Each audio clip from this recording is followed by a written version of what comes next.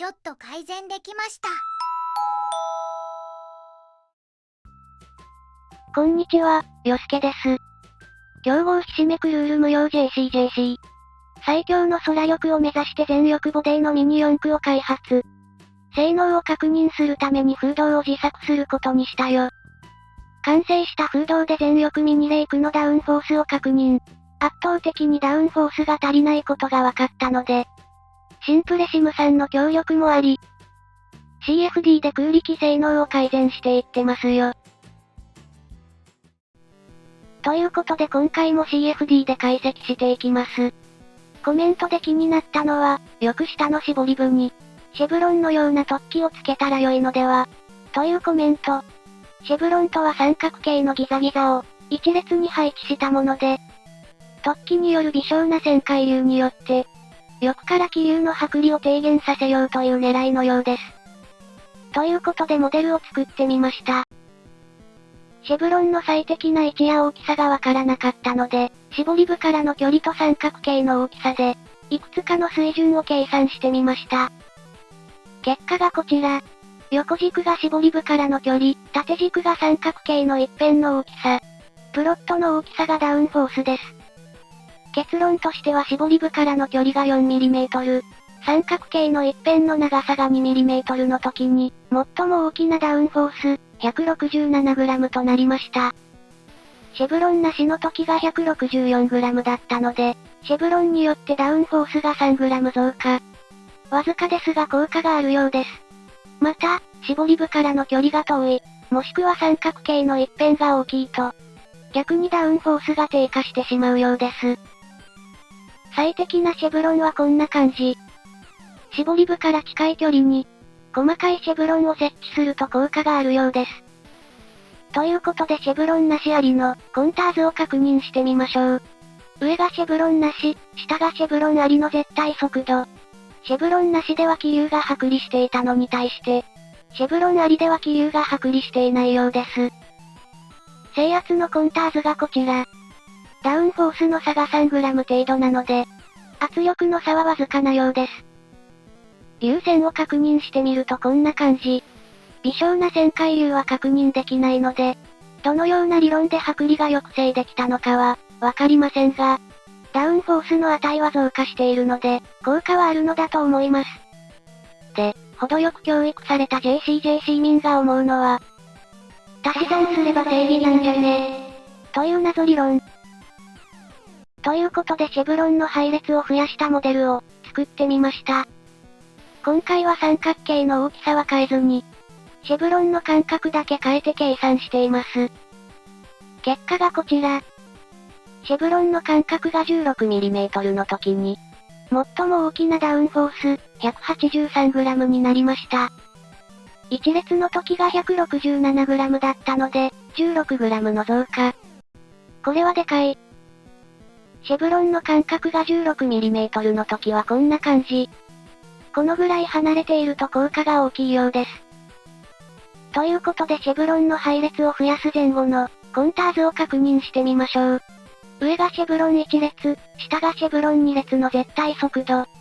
シェブロン1列で翼と気流の間にあった隙間が、シェブロン2列では小さくなっています。絞り部の流速が速い領域も広くなっているようです。制圧のコンターズがこちら。ダウンフォースの差が 16g でも、圧力の差で確認するのは難しいようです。流線を確認してみるとこんな感じ。流線に大きな違いはないように見えますが、絞り部の流速の速い範囲は広くなっています。ということなので、バイクシだ。効果があると分かったら、何回でも足し算するのが JCJC 民。ということで、結果がこちら。シェブロンの間隔が 8mm の時に、最も大きなダウンフォース、190g になりました。2列の時が 183g だったので、7g の増加。2列目を追加した時より効果は小さくなりました。シェブロンが3列の時はこんな感じ。3列目は少し間隔を狭くすると良いようです。ということでシェブロンの配列を増やす前後のコンターズを確認してみましょう。上がシェブロン2列、下がシェブロン3列の絶対速度。シェブロン3列の方が翼と気流の隙間が大きくなっているように見えるけど、制圧のコンターズがこちら。ダウンフォースの差が 7g 程度なので、圧力の差で確認するのは難しいようです。流線を確認してみるとこんな感じ。流線に大きな違いはないように見えますが、絞り部の流速の速い範囲はさらに広くなっています。ということなので、さらにバイクシュが、効果があると分かったら、何回でも足し算するのが JCJC 民。なんですが、その理論もここまでのようです。4列目を足してもダウンフォースが大きくなることは、ありませんでした。まあこれは、翼から気流の剥離が、十分に抑制されているということなのでしょう。ということでシェブロンの効果をまとめるとこんな感じ。シェブロンなしでは 164g だったダウンフォースが、シェブロンを3列追加することで 190g に、約 26g 増加しました。これはでかい。コメントありがとうございました。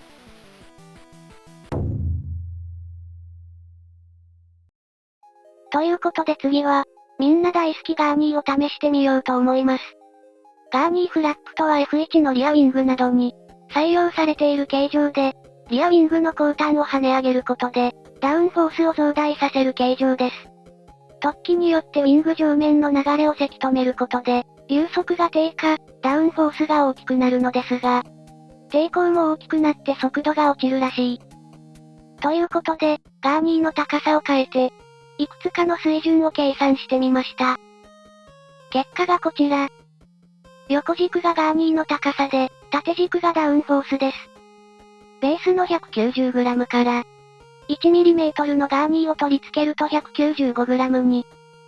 しかしそれ以上の高さのガーニーとすると、ダウンフォースが悪化していくという結果になりました。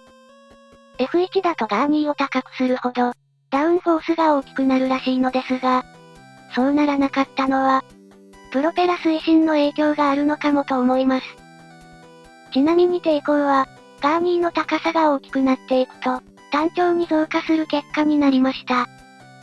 ということでガーニー 1mm のコンターズを確認してみましょう。上がガーニーなし、下がガーニー 1mm の絶対速度。ガーニーの形状がわかりやすい断面にしているので、これまでと流速分布が異なります。ガーニー 1mm でも大きな違いはないように見えますが、この辺りで下から上に向かう流速が、ちょっと速くなっているかも。制圧のコンターズがこちら。ダウンフォースの差が 5g 程度なので、圧力の差はわずかなようです。流線を確認してみるとこんな感じ。車体後方から見ていて、ガーニー1ムでは翼の下から上への流れが、できているのがわかります。多分この流れによって、ダウンフォースが大きくなったのでしょう。ということで、今回の結果はここまで。次回はリアウィングを追加した計算結果になる予定。なので、高評価とチャンネル登録をして、待っていてもらえると嬉しいです。ではでは。最後まで見てくれてありがとう。